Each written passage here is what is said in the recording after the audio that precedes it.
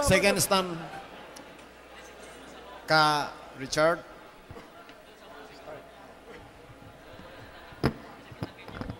Mga kaibigan, sa ikalawa ko pong pagtayo, nais ko po muling ulitin na patuloy pong nakatayo ang tema ko na si Kristo'y tunay na Diyos.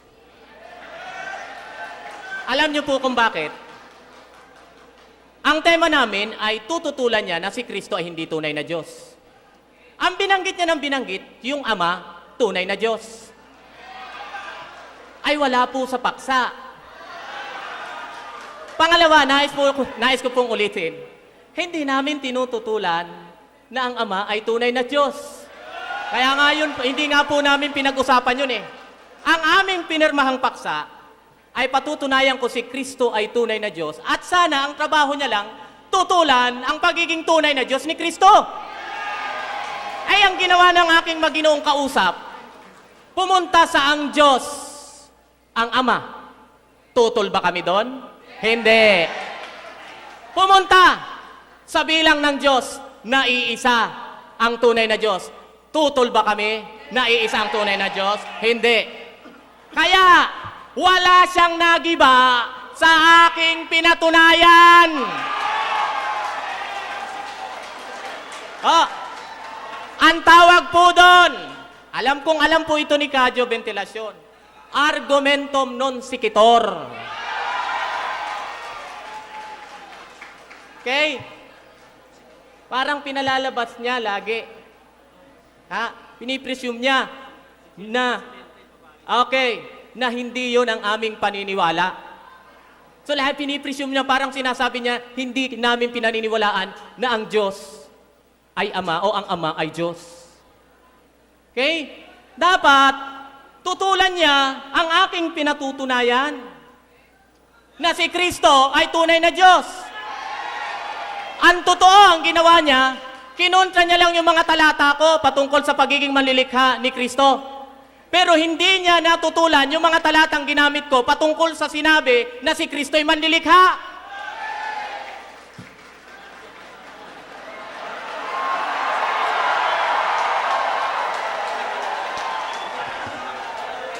Quiet please. Pinipresume niya lagi eh. Policy of presumption yon.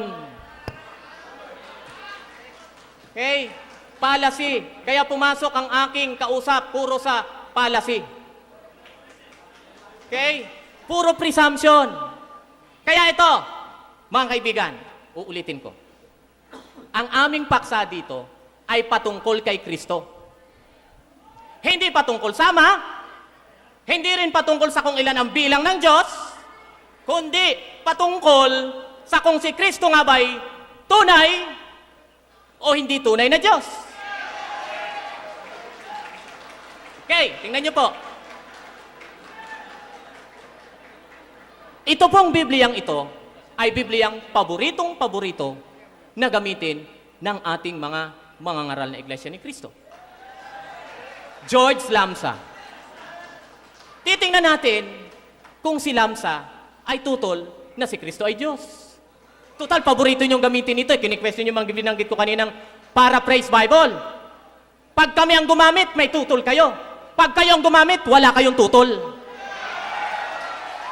Pag kami ang gumamit ng mga paraphrase Bible, tinututulan nyo at kini-question nyo ang otoridad ng salin na yan. Pero pag kayo, hindi nyo naman pinapaliwanag kahit sa programa kung ito'y paraphrase o hindi. Okay.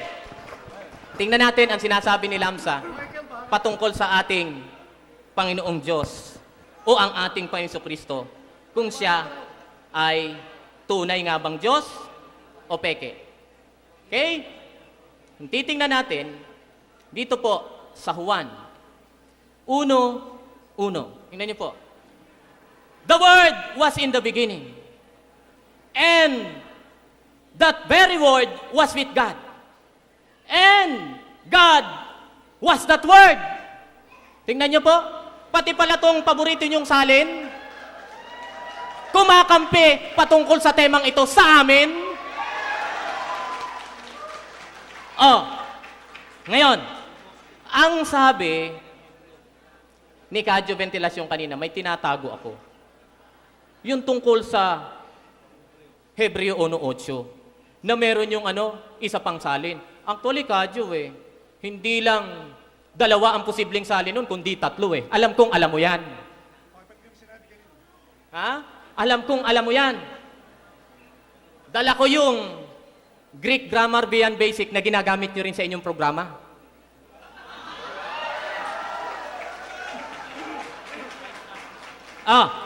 Ano ang sabi ni Lamsa patungkol sa bagay na ito? Paborito niyo pong salin ito. But of the Son, He said, patungkol daw sa anak ay kanya siya, Thy throne, O God!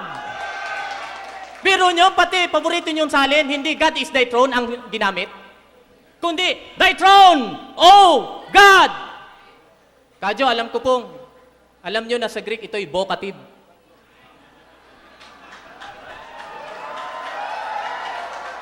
Vocative. Thy throne, O God. So wala po akong itinatago. Porke ba hindi ko binanggit, ibig sabihin, itinatago ko na? Ha? At saka kung sasabihin nyo, yun lang binasa mo kasi pabor. Kayo rin naman po, ganun ang ginagawa nyo Pag kami ang gumagawa na binabasa namin yung mga saling pabor sa amin, parang masama ang loob nyo. Dapat patas lang. Dapat patas lang. Okay. Alam niyo po, ulitin ko, kaya ko na itanong itong hen kanina, kasi yung pagka-translate niya dito sa neuter na supposed to be hen, transliteration na nga lang po ay n.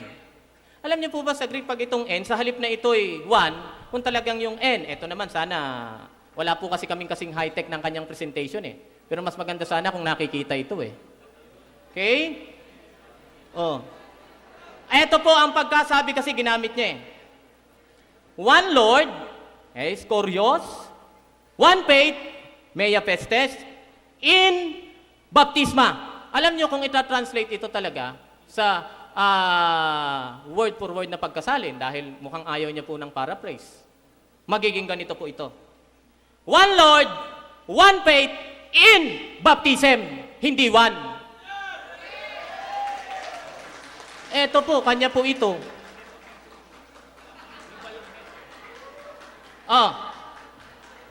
At, tingnan niyo po, sa pronunciation total, ginamit niya, sabi dito, hen, not the masculine haze. Ginagamit niya po si Carson. Okay, si Carson. Alam niyo po ba, parang lumalabas dito, na si Carson ay kampi sa doktrina na si Kristo ay hindi tunay na Diyos. Pero may dala kaming libro ni Carson kampi sa amin. Kampi sa amin. Pakilabas nga yung libro na yan, The Fallacy of Exegetical Fallacy na libro po mismo ni Carson. Nandito, okay, kampi pala si Carson sa amin pagdating sa bagay na yan. Ito po, Exegetical Fallacies. D.A. Carson. Kampi po sa amin. Okay? Babasahin namin kung bakit naging kampi sa amin, ha? Tingnan nyo po. Para makita natin. Yan nyo po. Nasay dito. Kasi nakita ko po yung article ni Kadyo Ay dito. Some of these are poised to surface when we consider the Arian efforts to link John 10:30. Ito po yung article niya about John 10:30.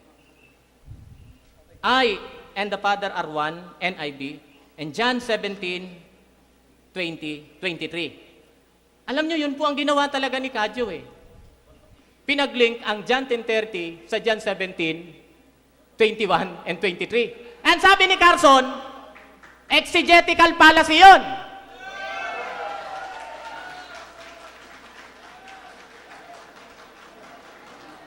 Salamat po dito sa inyong article. Malaki pong naitulong nito sa akin.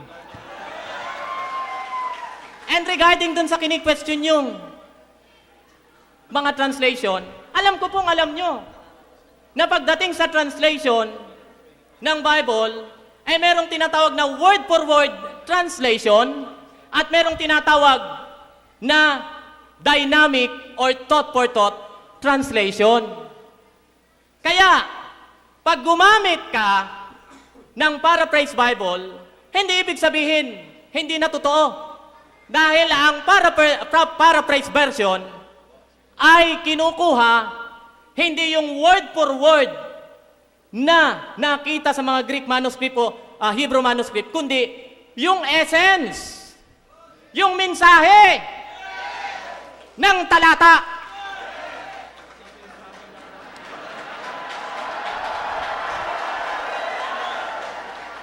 Eto po, tingnan niyo po Kasi gusto ni Kadyo word for word Pero even ang word for word may problema kung yun lang ang susundin. At bago ko basahin ito, bakit nga ba pag tayo ang gumamit ng paraphrase mukhang may problema? Pag sila, walang problema. Tingnan niyo po. Even word for word translation, however, cannot follow the Greek absolutely. Kaya paano yung sasabi na talagang dapat sundin word for word? At kung talagang hindi maaasahang gamitin ang mga word for word o ang mga paraphrase na translation, di dapat po sana hindi nyo na ginagamit itong mga ito. Okay? Alam nyo po, may konti akong nalalaman sa Hebrew, Tingnan nyo po, word for word translation. Yung salitang it. Okay? May salitang ganon sa Hebrew. Pero wala kang maitra-translate at walang katapat na salita yon sa Tagalog, sa English man o kahit saang lingwahe.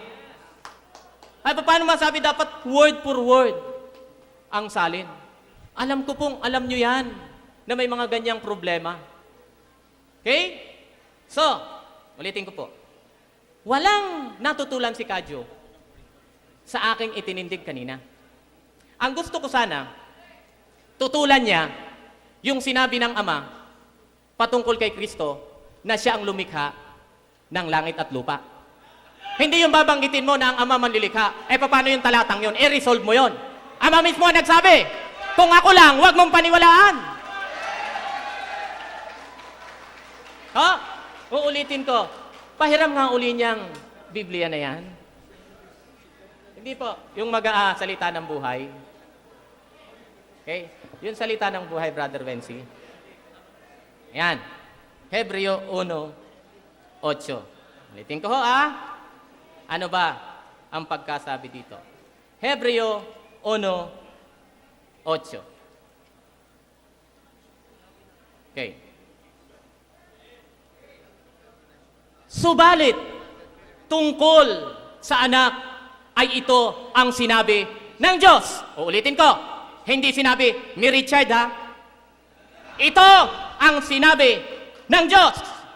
Ang iyong trono, O Diyos! Yan po, ang iyong trono, O Diyos, ay mamamalagi magpakailanman. Ang setro ng iyong kaharian ay setro ng kabanalan. Kabanalan ang iyong nais at namumuhi ka sa kasamaan. Kaya naman, hinirang ka ng Diyos, ng iyong Diyos, at binigyan ka niya ng kagalakang higit sa ibinigay sa iyong mga kasamahan. Wika pa ng Diyos. Uulitin ko, hindi wika ni Richard. Wika pa ng Diyos.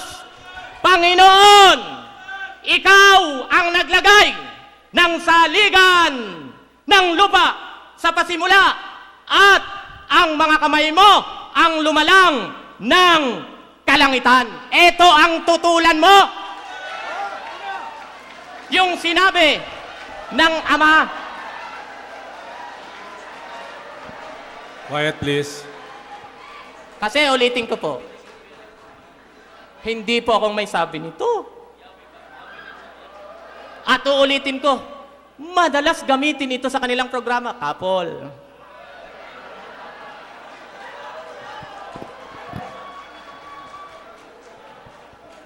Ulitin ko, kahit wala kang mababasa ng tunay na Diyos, paraphrase nga thought for thought. Kaya huwag mong hahanapin yung word. Okay, dito po. Sa isang salin. Ginagamit din itong contemporary English version. Madalas ko pong makita ito sa inyong programa. Babasahin ko po dito sa John 1:1 ng contemporary English version. Sabi dito, John 1:1. In the beginning was the one who is called the Word. The Word was with God and was truly God. Verse 18, ano po ang sinasabi dito? No one has ever seen God, the only Son, who is truly God. Truly God na naman. Isa pa, truly God uli. Filipos 2:6. Ang sabi dito, Christ, sino daw po? Christ was truly God!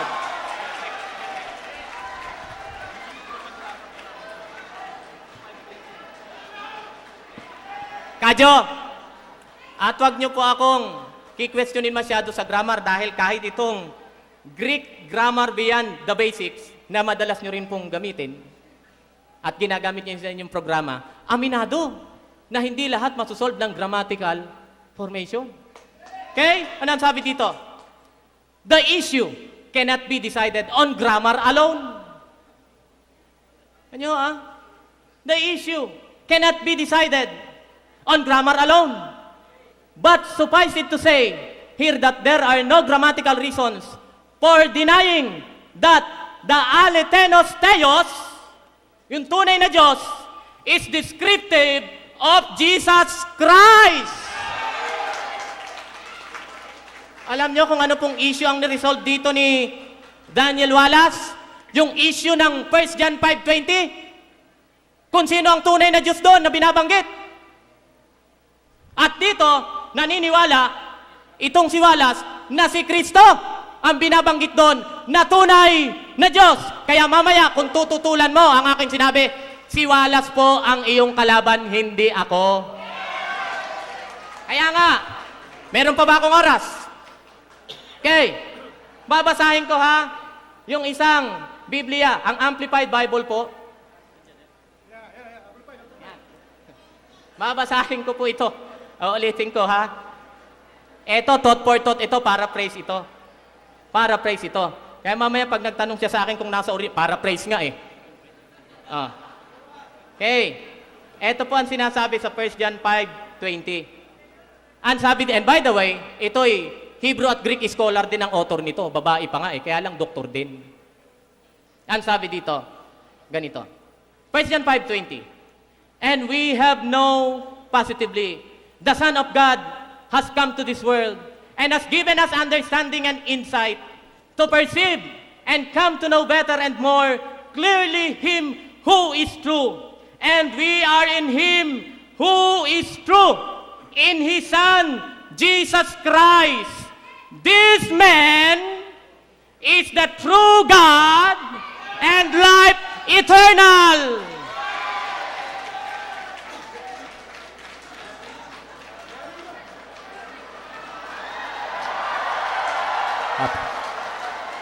Ulitin ko, sabi? This man is the true God and life eternal. Kaya si Kristo nga po ang tinutukoy ditong tunay na Diyos. At wag niyo po akong tatanungin mamaya patungkol sa kung ilan ang Diyos dahil hindi po yun ang ating tema. Wag niyo tatanong sa akin kung may bugtong na anak ang Diyos dahil hindi po yun ang ating tema. Ang itanong niyo sa akin ay kung naniniwala ba ako kung tunay o hindi tunay na Diyos si Kristo. Yun po ang sasagutin ko. Okay? Kaya maliwanag mga kaibigan, mga kapatid, sa hapong ito. Sa ikalawang tayo ko, lalo ko pong napatunayan na tunay na Diyos ang ating Panginoong Heso Kristo. Okay, 15 seconds, i-wave ko na po. Mr. Thompson, Yes. ginamit mo yung unang Juan 5:20. Opo. Ayan. Pwede ba nating umpisahan sa umpisa? Para sa ganon, maintindihan ng mga tao kung sino tinutukoy na tunay na Diyos dyan. Kadyo, ang trabaho nyo po Eh, ay di- magtanong. Oo nga. Mamaya po kayo magpaliwanag. Yun nga eh. Magtanong lang po kayo ngayon. Sige, Magtanong lang po kayo. Tahimik na Quiet, please. Sa unang bahagi ng talata, nakalagay, at nalalaman nating naparito ang anak ng Diyos. Yan. Yan ang tanong. Yun bang naparito ay ang ama o ang anak? Sagot. Ang anak. Ang anak. Ayun. Sunod, batay din sa talata. Binigyan niya tayo ng pangunawa. Ano ibinigay? Ang unawa. Sunod na tanong. Upang makilala natin ang tunay na Diyos. Ano yung pangunawang yon? Makilala ang tunay na Diyos. Makilala natin ang tunay na Diyos. Tuloy. At tayo ay nasa tunay na Diyos. Saan naroon tayo? Sa tunay na Diyos. Ito sunod. Sa kaniyang anak na si Jesucristo. Tanggap mo yun? Tanggap ko po. Tanggap mo. Tanggap ko po. Yung salitang kaniya, his pronoun, possessive pronoun, his son o kaniyang anak. Sino yung kaniya na may anak? Ito po ang sagot. Hindi. Base na rin sa mga scholar na inyo rin kino-quote. Sige. Tandaan Okay. niyo, hindi pa nasasagot yung tanong. Okay, sino yung Diyos? Kasi dapat ang itanong Hindi, niyo sa akin, ang tanong- kung sino yung Diyos doon na aking pinatunayan. Hindi yun ang tanong. Oh. Ang tanong, sino yung kaniya, his na may anak? Sino yun? Eh di tanungin niyo ako sa sinabi ko, Aba, Quiet, please. wag. tanungin niyo ako sa sinabi ko. Ulit. Okay. Oh, diyan, nakalagay sa Biblia yan eh. Sa kaniyang anak. Sino yung kaniya na may anak?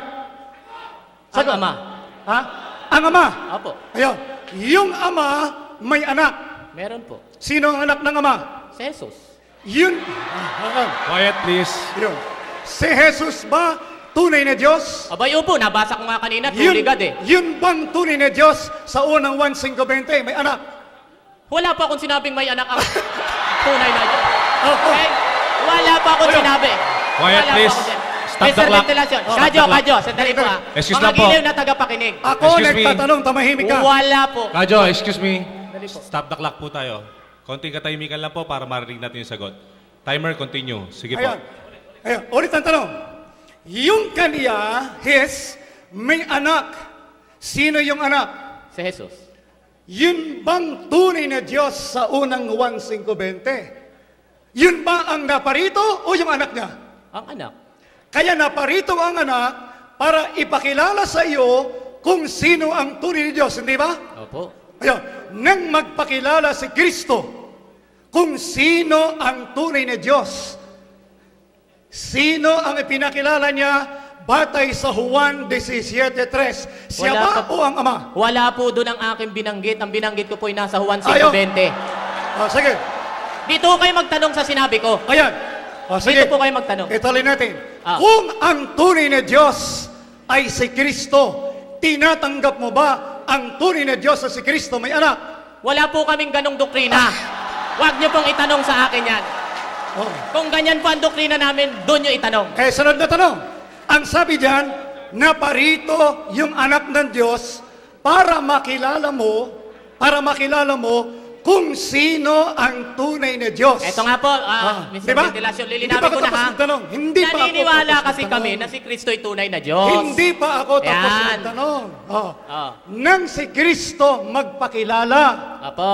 ipinakilala kung sino ang tunay na Diyos. Apo. Ang ipinakilala ba niya siya o ang Ama? Ang ama po ang sinabi doon. Ayun! Sandali po. So, makatwid. Andali po. Hindi pa ako tapos. Sige. Ang aman sinabi doon, pero ang karugtong, dapat pati yung anak makilala din. Pati yung sinugo. Hindi lang yung ama ang kikilalanin. Ituloy lang ang talata. Si Kristo ba, nagpakilalang siya ay tunay na Diyos o sinugo ng Diyos? Aba, kung may mabasa po ako, Hindi kita pinababasa. meron akong mababasa. Tinatanong kita. Yun po ang sagot ko. Ayaw nyo lang ng sagot ko. Batay sa Juan. Ba't ikaw masusunod? Ako Opo. nagtatanong. Hindi rin po kayo dapat masunod kung ano ang dapat kong isagot. Ang tungkulin mo, Richard, sumagot sa Sumasagot tanong. po ako, ayaw nyo lang ng Ayun. sagot ko. Ang sagot ko, ang tanong ko ganito. Opo. Sa Juan 17:3, Opo. nang sabihin ni Kristo, Ama, sa uno, ikaw ay makilala nila na iisa. Pag sinabi bang iisa, meron pang pangalawa? Sa Bible po, hindi pag sinabing iisa, isang-isa lang. Quiet, Patutunayan ko yan. Ngayon, sige. Stop the clock. Hindi. Quiet. Yung, Hindi po narinig yung sagot. Quiet po. nang sabi niya, Continue. ikaw ay makilala nila na ano? Na iisang tunay na Diyos. Sino ang iisang tunay na Diyos? Abay, paniniwala namin sa iisang tunay na Diyos, yun yung Ama, yun yung Anak, at ang Holy Spirit. Gusto nyo yun ang ating tema. Sige. Quiet please. Stop the clock. Sunod na Yun tanong. ang aming paniniwala. Quiet please. At kaya Excuse me ko po. pong patunayan yan. Excuse me po, time out. Hindi po sayang po yung Bilang sagot nyo lang natin. po yan. Excuse me, kapatid na Thompson, kapatid na... Yes. Excuse lang po, sayang po kasi ang sagot dahil hindi rin narinig dahil maingay ang crowd. So, tutuloy na po natin. Continue. Sige. Simple lang uli ang tanong. Di simple rin po ang sagot. Sige. Saan mo mababasa? Kasi sabi mo, ang Diyos ninyo, ilan? Isa. Oo. Ang sabi Isa. mo, doon sa pangatlo, sabi mo, ang Espiritu Santo ay tunay na Diyos. May talata ba sa Biblia yon? Ang sinabi ko po, iisa ang tunay na Diyos. Hindi yun ang tanong ko eh. Ang Iisa ang tanong, tunay na Diyos. Sa Ulit. inyo tatlo, sa amin isa. Ulit ang tanong. May talata ba sa Biblia na nakasulat ang Espiritu Santo, tunay na Diyos? Meron o wala? Kadyo, ganito. Gusto nyo palitan natin ang paksa? Patutunayan ko yan. Huwag po tayo Sa Patutunayan ko lumisa. yan. Palitan Sa natin mga ang paksa. Sa mga Timer. tweet, humihingi ka pa Stop. ng isa pa. Opo, Pati di mo ba pwede. kaya ngayon yan? Pwede. Kasi hindi kayo nag-i-stick sa paksa eh. Hindi ka... Kapatid na Thompson, kapatid na... Yes. So, konting ano lang po, itutuloy paano po kami iwas natin. Para po maganda ang ating debate, konting lamig lang po. Sige po, tuloy na po. Last ilang seconds pa. Yun bang tunay na Diyos? Ito sunod na tanong. Opo. Yun bang tunay na Diyos na mamatay? Wala pa akong sinabing ganun. Hindi. Tinatanong ka eh. Wala po kaming doktrinang ang tunay na Diyos na mamatay. Hindi yun. Ang tanong ko sa'yo, yun bang tunay na Diyos na mamatay? Wala nga po kaming doktrinang ganun eh. Tanungin mo ako kung may ganun kaming doktrina. Ayun. Di sa makatwid, si Kristo hindi namatay. Hindi ko po sinasabi yon. Kayo ang nagsabi nun. Sige. Oo. Tanong po. Ulit ang tanong. Yun bang tunay na Diyos nakikita o hindi? Hindi ang sabi doon. Pwede ring nakita. May talata sa Biblia ang nakita. Meron sige. ding hindi. Quiet please. At wala na naman po sa paksa ang tanong niyo. Sige. Sunod na tanong. Hindi pa. Madami tayong tanong. Ito. Sige po. Si Kristo ba, alam niya na siya'y tunay na Diyos? Abay, may mababasa po ako. Alam niya. Sinabi niya. niya, ako ay tunay na Diyos. May mababasa po ako. Hindi yun ang tanong eh. Ang May tanong mababasa po ako. Ang tanong ko, alam ba ni Kristo na Kaya siya'y nga po, tunay na ibig Diyos? sabihin may mababasa ako. Paano po kung may mabasa ako? Hindi ikaw ang magbibigay ng tanong. Ako. Yun. Paano po kung may mabasa Ito tanong. Kung si Kristo ay tunay na Diyos, alam ba niya yung araw at oras na ngayon ng pagdating? Ganito po, lilinawin ko sa inyo ha. Hindi, sagot mo. Sa amin! Ganito po. Ganito Quiet po. please. Stop the clock. konting katahimikan lang po para hindi tayo naabala, para tuloy-tuloy po ang ating debate. Pakiusap po sa lahat na nandito, konting katahimikan lang po, pabayaan po natin sila sumagot. Cut yung Maraming time ko, salamat po. 2 minuto pa ako. 1 minute. Sige. Kasi nga po, ang paniniwala namin kay Kristo, meron siyang dual nature. Sige, puntahan na natin yan. Oo. Puntahan na natin yan. Sa mga tweet, nung si Kristo narito sa lupa, hindi sa Diyos. Wala po kaming doktrinang ganon. Ay, sa mga tweet, nung narito sa lupa, Diyos siya. Diyos pa rin siya. Alam ba niya yung araw at oras ng kanyang Yung pagdating? pagka-Diyos niya po, alam ang lahat ng bagay. May talata ako dyan. Hindi. Ang tanong sa'yo, alam ba ni Kristo yung araw at oras May ng kanyang kalagayang pagdating? tao nga po kasi siya. Ulit ang tanong. Ulit ang tanong. Oo o hindi? Alam o hindi? Hindi lang po oo at hindi ang sagot ng tanong nyo. Kaya mong sagutin ang oo at hindi? Hindi nga po oo at hindi. hindi ang sagot ng tanong nyo. Ito sunod na tanong. Quiet please. Yun po ang sagot ko. Time's Sige. up. Time's up. Thank you po. Time's Time na. up. Thank you very much.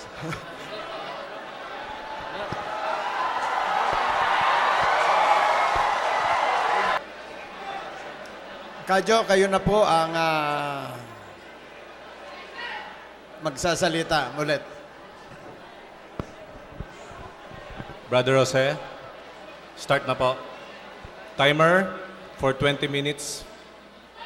Start the clock. Pakibalik mo nga doon sa unang Juan 5:20 na ipit siya nung kanina eh.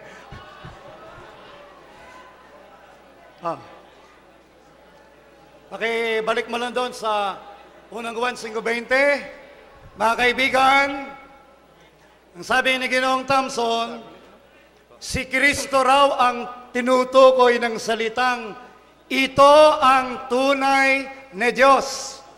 Kaya ginawa natin, inisa-isa muna natin sa simula para hindi niya mailigaw kayo na mga nanonood dito. Dahil sa iyong talata, nagsimula na parito ang anak ng Diyos. Di ba? Ang itinanong sa kanya, yun bang naparito ay ang ama o ang anak? Ano sagot niya? Ang anak. Ayun. Bakit naparito yung anak? Ang sabi, binigyan tayo ng pangunawa, para makilala natin, ang alin? Ang tunay na Diyos. Tayo rin, nandun din sa tunay na Diyos. Ang iniwasan niya kanina, yung salitang kaniya. Ano po? Ayaw niyang sagutin yan. Ayaw. Alam niyo kung bakit? Pagka tinanggap niya, yung kaniya ay hindi si Kristo, kaya iniwasan niya yan eh. Pero sa huli, inamin din. Ayun. Inamin din na yung kaniya, sino yon? Ang ama. Ang ama may anak. Yung tunay na Diyos may anak. Sino yung anak niya? Si Kristo. Yan ang maliwanag dyan eh. Nilalabo ng kasama natin. Nilalabo. Kasi, tinanong natin, kung si Kristo, tunay na Diyos sa talatang yan, ang tunay na Diyos may anak. Sino anak ni Kristo? Wala. Mayroon bang Kristo Junior? Kaya mali ang pagkaunawa niya diyan sa talatang yan. Mali ang pagkaunawa.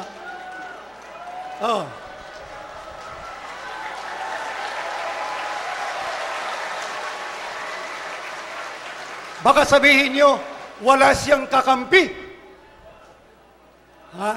Ito ay aklat nila. Seventh-day Adventist Bible Commentary. Yan. This is the true God. 1 John 5:20. Doon sa bandang dulo. This is the true God. It is possible, posible lang, sabi nila, to apply these words to Jesus Christ. Posible lang. But there most probable application is to the Father. Sige. Tindigan mo na si Kristo, tunay na Diyos sa unang 1:20. Sabi ng libro niyo, kanino rayon? The most probable application is to the Father. Yun bang Father? Yun din ang Son. Sa kanya siguro, pareho lang yun.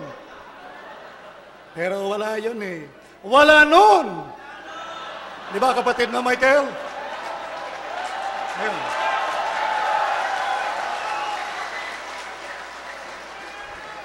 Puntahan natin si Wallace. Si Wallace, ginawa niyang kakampi. Dinala namin si Wallace. Kung si Wallace ang tatanungin natin, yun bang tunay na Diyos diyan? Ha? Sa anak ba, kapatid na Lindon?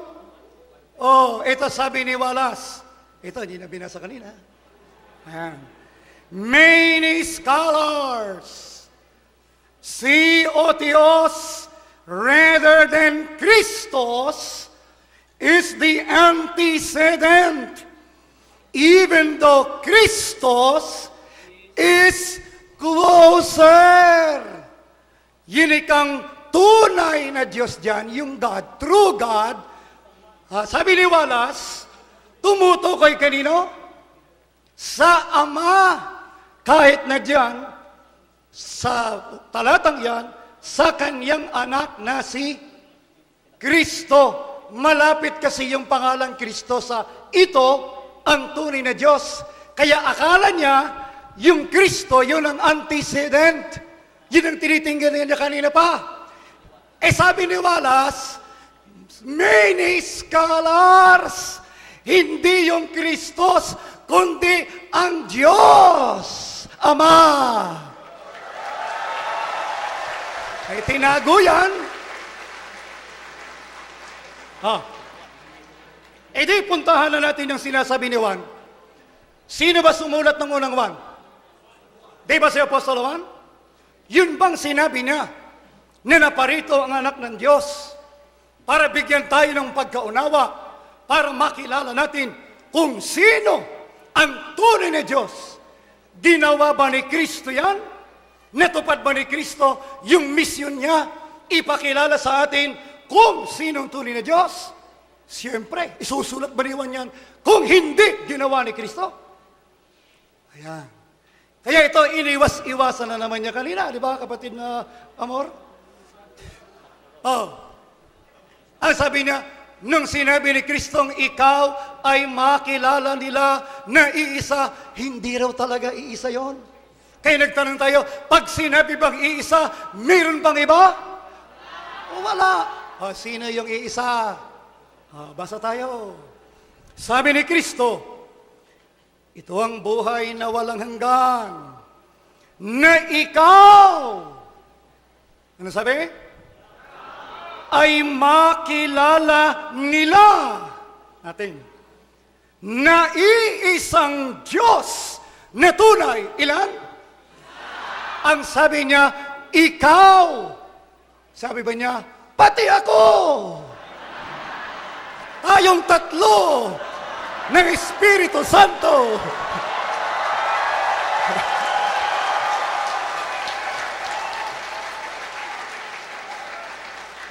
Sorry, my friend. Sorry. Kaya lang, dinadagdagan mo kasi yung sinabi ni Kristo eh. Huwag mo nang daragdagan. Tama na yan. Tama yon. Sabi ni Kristo, ikaw ay makilala nila. Hindi sinabing pati ako. Ang ipinakilala ni Kristo, hindi siya kundi ang alin? Ang Ama. Sa kanila, si Kristo, siya ang Ama. Yung Ama sa naron. Nasa langit. Hindi sinabi ni Kristo, Ama, nasa langit ka.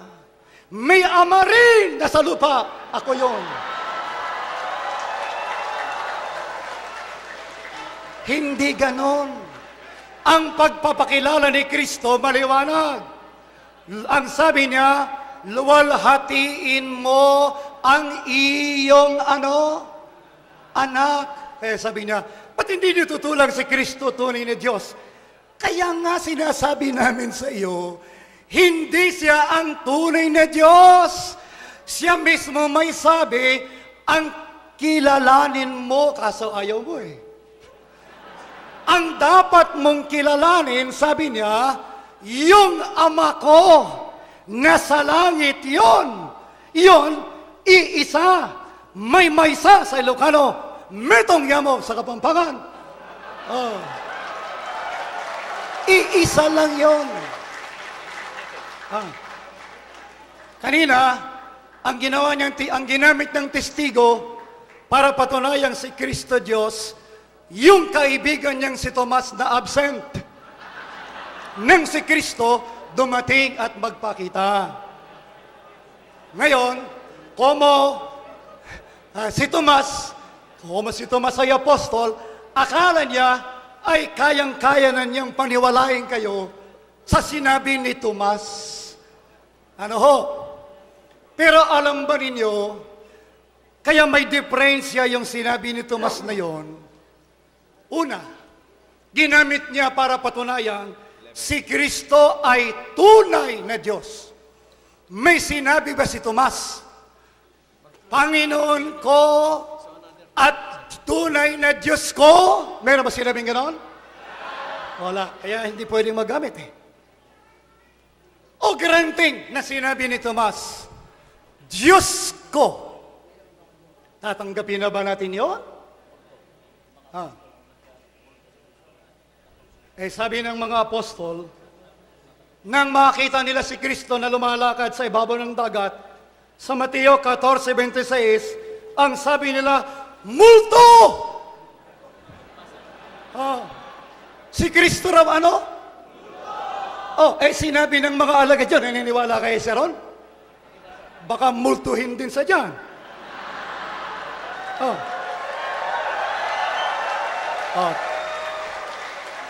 Kaya hindi ko mo sinabi ng alagad, paniniwala na natin. Pero, tandaan po natin mga kaibigan, si Tomas, wala sa panahong siya'y nangangaral. Kaya nga, ang tawag yan sa English, ano siya? Doubting Thomas. Because he does not believe in the resurrection of Christ. Hindi niya kayang tanggapin yon. Kaya, kung siya sana naroon nang si Kristo magbigay ng message. Kasi alam ninyo, may mensahe si Kristo. Bago siya umakyat sa langit, anong pinasasabi niya na ito po, ulitin ko, sinabi ko na kay Thompson yan, hindi ito narinig ni Tomas. Kaya nung magsalita sa Juan 20:28, nagulat, nagkamali tuloy. Ito sabi ni Kristo, 20:17. Kasi ginamit niya 28. Bago dumating 28, may 17 pa. Mga kaibigan, sabi ni Kristo, huwag mo akong hipuin. Kausap niya si Maria. Sapagkat hindi pa ako nakakaakyat sa Ama. Ngunit, pumaron ka sa aking mga kapatid at sabihin mo sa kanila. Ano sasabihin? Aakyat ako sa aking Ama at inyong Ama at aking Diyos at inyong Diyos. Si Kristo po,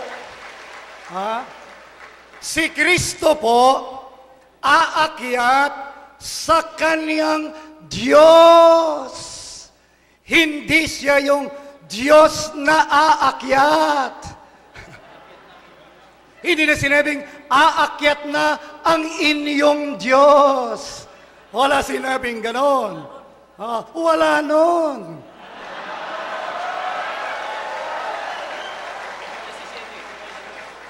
Kaya, ang sabi niya, aakyat ako sa aking Diyos. Kaya balik tayo sa Hebreo 1:8, pinipilit niya na yung Diyos, sinasabi ra doon sa anak, siya yung Diyos. Bakit naman ipipilit mo? Mayroon namang ibang salin na nagsabi, ang iyong Diyos. O yan. Ang iyong Diyos. May nakalagay sa Biblia. Oh. God is your throne. Yung ipinipilit mo, ang iyong trono, o Diyos, mali yun. Kasi sinabi na ni Kristo, ang Diyos natin, nating mga tunay na Kristiyano, sabi niya, ang Diyos ko, ano rin ninyo? Yun din ang Diyos natin eh. Ito lang ang gusto, mas paniniwalaan niya si Tomas.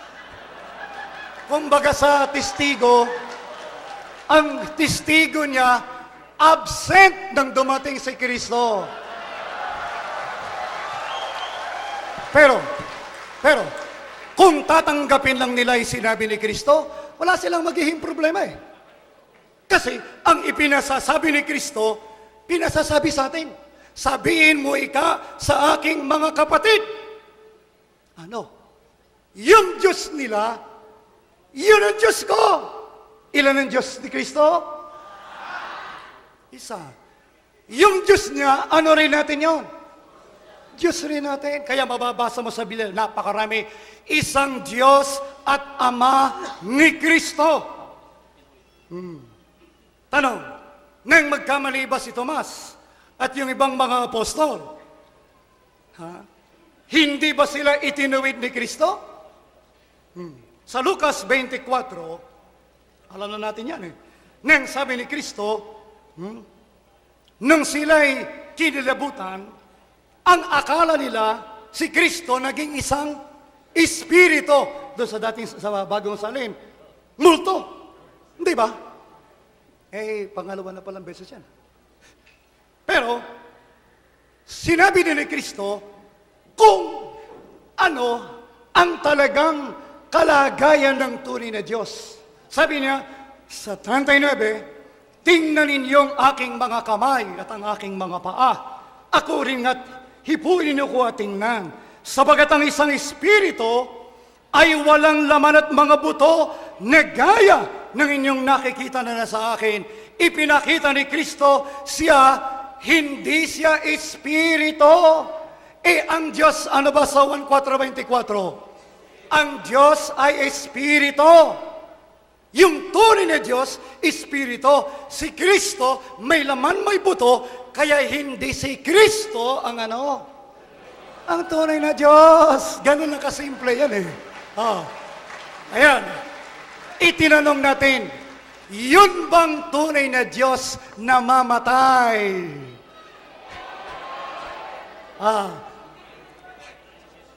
Unang Timoteo 1:17, iniwasan na naman ni kaibigang Thompson yan.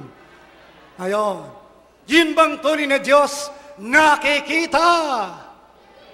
Hindi rin. Si Kristo ba yung hindi nakikita ang Diyos? Sabi niya, tingnan nga ninyo ang aking mga kamay at ang aking mga paa. Yung tunay na Diyos. Ito yung iniwasan kanina. Ang sabi dito, ngayon sa haring walang hanggan, walang kamatayan, di nakikita sa iisang Diyos. Yung iisang Diyos, walang kamatayan. Si Kristo ba namatay? Hindi na natin babasahin sa Biblia. Alam na ng buong mundo, si Kristo namatay. Tanong, kung namatay, sino may hawak ng kanyang buhay? Kung si Kristo Diyos at patay ang Diyos,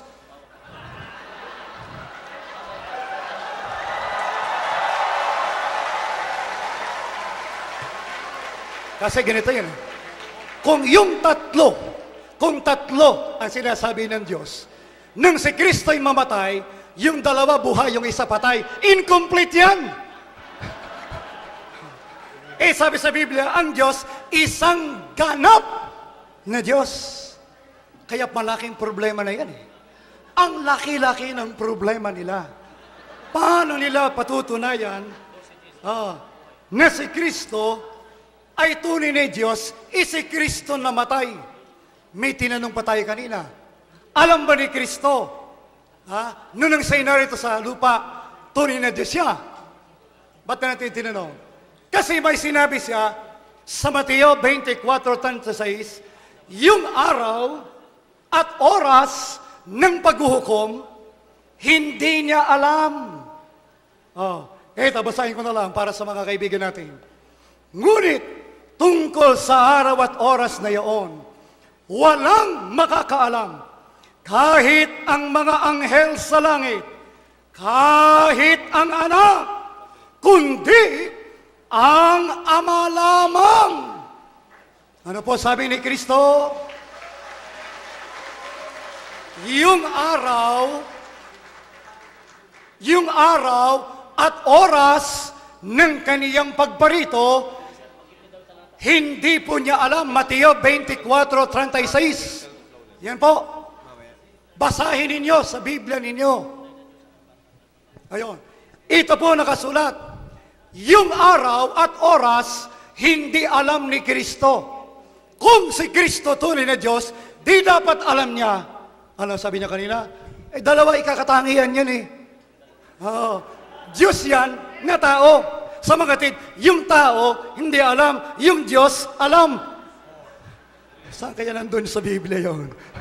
Time's up. At yung ginagamit naming iisang Diyos na termino ay magkapareho ang kahulugan.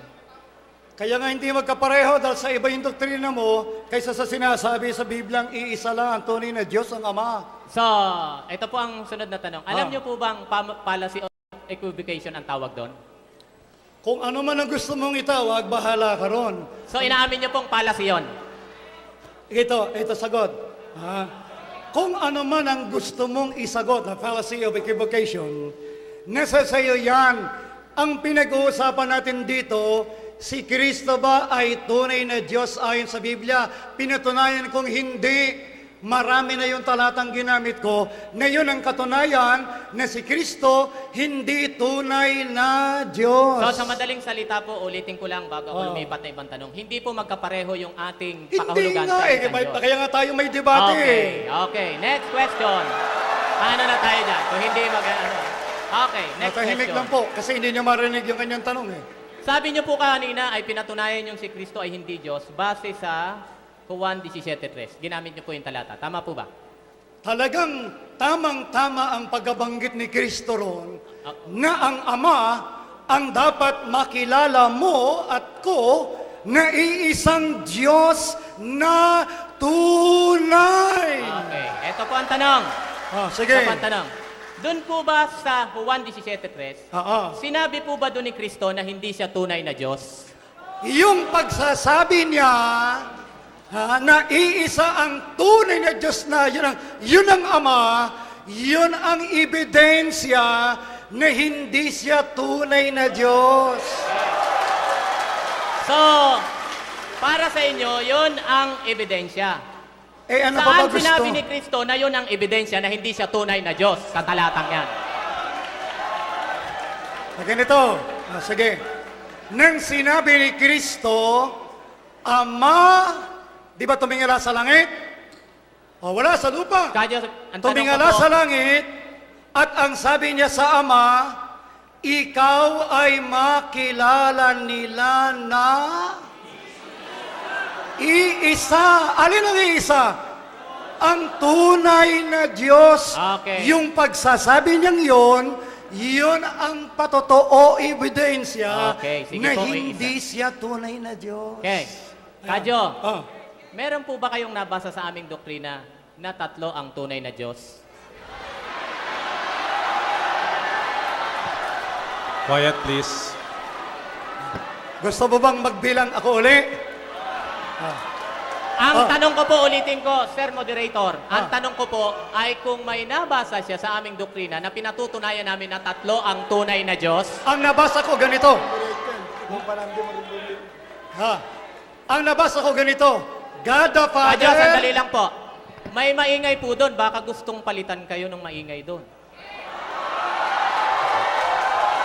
Ready po ako. Mr. Quiet, Thompson. please. Mr. Thompson. Yes, sir. Kanina, maingay din doon sila. Hindi ako Hindi nagre-reklamo. po, sila, Bakit? hindi po kayo sinisigawan. Quiet. Siya po ay Stop direct the na clock. sigaw sa akin. Stop the clock. Okay. Excuse me po, Brother Thompson, Brother Please, okay. Ventilasyon. Wag mo nang isama Excuse yung me po, audience. excuse me, stop. Sayang po kasi ang sagot, no? Tuloy na po natin sa pagtatanong. Sige, ang Mga abasa magalang-galang ko. na Continuation moderator, po. pwede po bang walang direktang sasali sa aming usapan? Kaya, Okay. So, next question na po. Sige, pero hindi pa tapos yung aking sagot. Ang sabi niyo po kanina, sa Juan 20:28, nagkamali si Tomas nung sabihin niya, Panginoong ko't Diyos ko ang ating Panginoong Kristo. Tanong po, saan po doon sa talata ng Juan 20:28 na sinabi ni Kristo, nagkamali ka Tomas?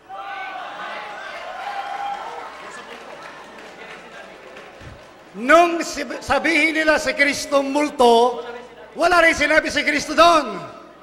Pero hindi ibig sabihin nun, tama na yung sinabi nila si Kristo yung multo. Mr. Moderator, kagalang-galang na moderator, ang tanong ko po ay nasa Juan 20:28. Sige, pagbigyan. Wala po sa Lucas 24:39. Sige. Kasi ang sabi mo kanina, ulitin ko po, sinabi nyo, nagkamali si Tomas, ang basihan nyo, 20:28 ng Juan. Tanong, saan po sa talata ng 20:28 ng Juan, sinabi ni Kristo, nagkamali ka Tomas? Ang nakalagay sa talata, sabi ni Tomas, Panginoon ko at Diyos ko, mali yun. Dahil ang sabi ni Kristo, Tomas, absente, ang Diyos ko, yun din ang Diyos mo. Okay. Kaya mali. Mali. Kadyo, tanong, Mali yun. kailan sinabi at saan sinabi ni Kristo kay Tomas? Na Tomas, ang Diyos ko, yun din ang Diyos mo. Saan po sa talata yon? Wala. Absent nga eh. quiet please. Walang sinabing ganon kay Tomas Quiet dahil please. absent. Stop the clock. Sa makatwid. Stop lang, excuse me po. Quiet po, para hindi po tayo naabala. Konting Hoy, baka- katahimikan lang po. Meron ba diyang maingay? Taas ang kamay. Okay. Sige po, timer, continue. Sa makatwid, Ah. yung salita pong Tomas nagkamali ka, hindi si Kristo ang nagsalita, kundi kayo po yun. Si Tomas, kapatid ni Kristo. Kaya yung hinahanap mo ay hindi natanggap ni Tomas dahil absent. Ang sabi ni Kristo, sabihin mo sa aking mga kapatid, wala si Tomas. Paano niya malalaman yon? Ang sabi ni Kristo, ang Diyos ko, yun din ang Diyos niyo. So, okay po, ganito, ulit lang ha. Sige. So wala pong sinabi si Kristo na nagkamali si Tomas. Ulitin ko na naman ang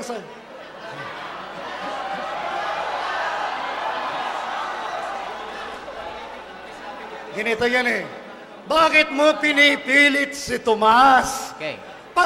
Absent yan eh. Okay, sige, ganito po. Tantanan mo na si Tomas, punta ka na lang Kapag sa iba. po ba Ah. absent, mali na ang sinasabi? Mali nga eh. Saan po sa talata na kapag absent, mali ang sinasabi? Ayun. Sige. Sige, gusto mong patunayan ko? Baka pag pinatunayan ko, hindi mo na itatanong ulit. Ang tanong ko po, ang sabi nyo, mali si Tomas kasi absent. Tanong, saan sa talata sinabi na kaya nagkamali si Tomas dahil siya'y absent? Saan? Hindi, ganito. Oo. Yun din hinahanap mo, wala rin yun eh. Kaya, ikaw kasi ang dapat magpatunay niyan na tama yung sinabi ni Tomas. Kay mamaya po, kaso, trabaho ko yun. Trabaho ko po ngayon magtanong eh. Mamaya po, trabaho ko magpatunay. Hindi pa ako nagtatanong. Sumasagot ako sa tanong mo. Sinasabi ko lang, kung mo si Tomas ay absent, yung mensahe ni Kristo, hindi niya na-pick up yon. Kaya, pabayaan mo na si Tomas. Absent na nga ang tao eh. Sige po. Eto ha. Pagtanong ka na lang ng iba. Okay. Oh, Okay lang yun po. na. Kasi hindi You're- nyo naman you're sagot. barking Next, on, next question na kasi hindi sige, nyo naman na sige. masagot ng maayos. Okay, Sige. next. Ah. Kapag po ba ang Diyos ay may tinawag na Diyos, hindi na siya tunay na Diyos? Yung tunay na Diyos, ang tunay na Diyos, hindi niya tatawagin ang isang tao na yon ay Diyos sa sentidong tunay na Diyos. Hindi po yun.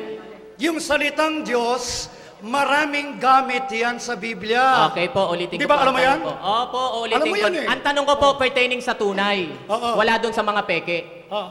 Ang tanong ko po, kapag ba ang isang tunay na Diyos, kumilala ng Diyos, hindi na siya tunay na Diyos? Yung Diyos na nagsalita, yun ang tunay. Yung kanyang kinakausap, hindi yun ang tunay na Diyos. Okay. Sapagat yung Okay na po. nagsasalita, Okay na po. ulit. Yung Saan? nagsasalita, yun ang tunay na Diyos, iisa lang yun. Okay, ang tanong po, saan sige. po sa talata na yung sinasabi niyang Diyos, hindi tunay na Diyos? Kung yung sinasabi mo, Hebreo 1:8, Ah. wala kang hindi sinabi ng Diyos kay sa anak na ikaw ay Diyos. Wala, maling salin ang pinagbabatayan mo. Ang dapat doon, ang Diyos ang iyong luklukan. Sino po ang nagsalin yan? Kini-question ko yan. Sino po ang nagsalin yan? Sino? Salin na ano? Ano? Ay, bakit nagpapalakpakan kayo? Quiet please, quiet. Okay. Wala pa akong sagot eh. Oh. Sa Greek, ang nakasulat ay o theos. Sabi mo, vocative. Yun bang o theos, vocative o nominative? Vocative po. Vocative. Vocative po. Oh. Sang-ayon sa mga scholar pa ng Grego. Okay. Pati si Lamsa, vocative din. Ito. Sandali. Sige. Ako po magtatanong, ha? Ito babasahin ko. Ako po magtatanong. Okay. Time's up. Time is Time's up. up po. Time's up. Ito.